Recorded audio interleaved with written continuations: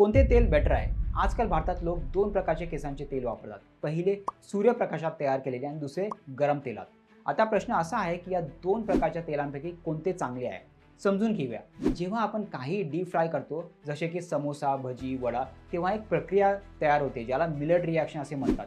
यामुळे समोशाची चव तेलात येत नाही, उलट तेल समोशामध्ये शिरते आणि त्याला फ्राय करते. त्याचप्रमाणे जेव्हा आपण गरम तेलात औषधी वनस्पती घालतो, तेव्हा त्या वनस्पतींचे घटक तेलात येत नाहीत, उलट तेल वनस्पतींमध्ये शिरते आणि त्यातील नैसर्गिक नॅचरल न्यूट्रियंट्स, अँटीऑक्सिडंट्स आणि प्रोटीन्स जळून टाकते.